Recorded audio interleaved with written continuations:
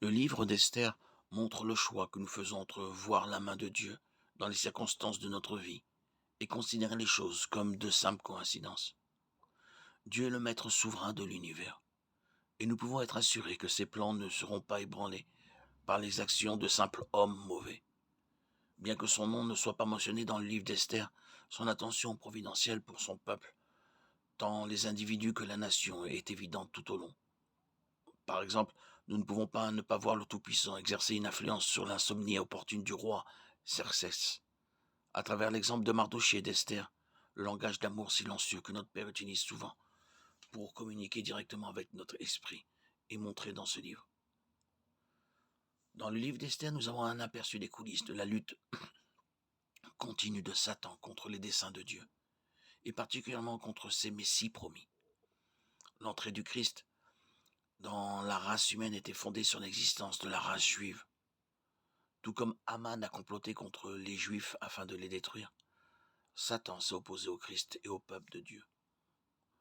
Tout comme Haman est vaincu sur la potence qu'il a construite pour Mardochée, le Christ utilise l'arme même que son ennemi avait conçue pour le détruire, lui et sa descendance spirituelle.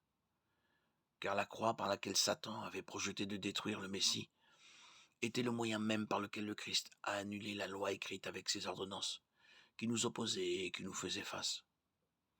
Il l'a abolie et l'a cloué à la croix.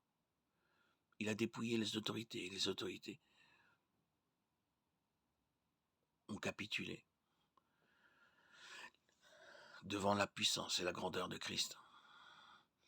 Les autorités qui la livraient publiquement en spectacle ont perdu, car Christ a triomphé de ses autorités par la croix. Colossiens 2, 14, 15. En effaçant la dette qui pesait sur nous et en la clouant à la croix, il a aboli cette dette, il a dépouillé les dominations et les autorités, et les a exposées à l'opprobre en triomphant d'elles par lui. De même qu'Aman fut pendu à la potence qu'il avait construite pour Mardochée, de même le diable fut écrasé par la croix qu'il avait érigée pour détruire le Christ.